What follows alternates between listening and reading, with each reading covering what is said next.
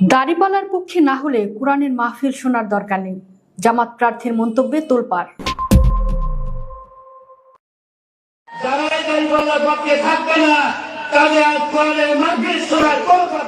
সিরাজগঞ্জ ৬ আসনের জামাত মনোনীত প্রার্থী উপজেলা জামাতের আমির মিজানুর রহমান বলেছেন, যারা দাড়িপাল্লার পক্ষে থাকবে না তাদের কোরআনের মাহফিল শোনার কোনো দরকার নাই।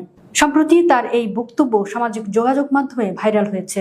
ভাইরাল হওয়া সেই ভিডিওতে জামাত প্রার্থীকে বলতে শোনা গেছে, যারা হাত তোলেন নাই তাদের বলবো মাহফিল শুনেন, কোরআনের কথা হবে। আর কোরআন চায় আল্লাহর আইনকে প্রতিষ্ঠা করার জন্য, তাই বলবো আসুন সবাই দাড়িপাল্লার পক্ষে থাকবো ইনশাল্লাহ। সম্প্রতি সিরাজগঞ্জের শাহজাদপুর উপজেলার কায়েমপুরে একটি মাহফিলে তিনি একথা বলেন। এর আগে গত ৮ জানুয়ারি হযরত ইব্রাহিম আলাইহিসসালাম কুরবানির সঙ্গে রাজনৈতিক কুরবানির তুলনা করে দেওয়া এক বক্তব্যকে কেন্দ্র করে তীব্র সমালোচনার মুখে পড়েছেন রংপুর মহানগর জামাতে ইসলামের আমির ও কাউনিয়া পীরগাছা আসনের প্রাথমিক মনোনীত প্রার্থী এটিএম আজম খান। তার একটি বক্তব্যের ভিডিও সামাজিক যোগাযোগ মাধ্যমে ছড়িয়ে পড়ার পর তা নিয়ে ব্যাপক আলোচনা ও বিরূপ প্রতিক্রিয়া দেখা দিয়েছে। রংপুরের পীরগাছা উপজেলার কদমতলা এলাকায় আয়োজিত এক মত বিনিময় সভায় ওই বক্তব্য দেন এটিএম আজম খান। সভায় ১১ দলীয় জোটের প্রার্থী ও জাতীয় নাগরিক পার্টির সদস্য সচিব আখতার হোসেনও উপস্থিত ছিলেন।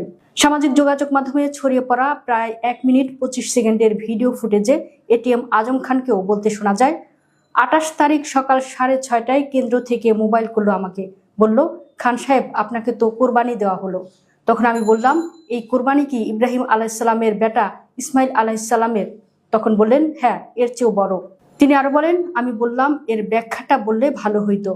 তখন বলা হলো, ইব্রাহিম আলাইহিসসালাম আল্লাহর সন্তুষ্টির জন্য ইসমাইল আলাইহিসসালামকে কোরবানি করতে গিয়েছিলেন। শেষ পর্যন্ত মানুষ কোরবানি হয়নি, দুম্বা কোরবানি হয়েছে। আর আপনার কোরবানি বলতে পীরগাছা কাউনিয়ার লাখ লাখ নারী পুরুষের কোরবানি, এজন্যই এই কোরবানিটা বড়। তখন আমি বললাম আলহামদুলিল্লাহ। এই বক্তব্য ছড়িয়ে পড়ার পর সামাজিক যোগাযোগ মাধ্যমে শুরু হয় তীব্র সমালোচনা। অনেকেই ধর্মীয় অনুভূতিতে আঘাতের অভিযোগ তুলে মন্তব্য করেছেন। এদিকে আবার গত ৭ জানুয়ারি ঝালকাঠি ১ আসনে জামাতে ইসলামের মনোনীত প্রার্থী ফয়জুল হকের একটি নির্বাচনী বক্তব্য সামাজিক যোগাযোগ মাধ্যমে ব্যাপক আলোচনার জন্ম দিয়েছে। তিনি মন্তব্য করেছেন, বিড়িতে শুকটান দিয়েও যদি কেউ দাড়িপাল্লা প্রতীকে দাওয়াত দেয় তবে আল্লাহ তাকে মাফ করে দিয়ে ভালো মানুষ বানিয়ে দিতে পারেন। বুধবার রাতে ঝালকাঠির রাজাপুরে এক নির্বাচনী উঠান বৈঠকে ডক্টর ফয়জুল হক এই বিতর্কিত মন্তব্য করেন। তার নিজস্ব ফেসবুক পেজ থেকে প্রচারিত লাইভ ভিডিওটি বৃহস্পতিবার রাতে ভাইরাল হয়।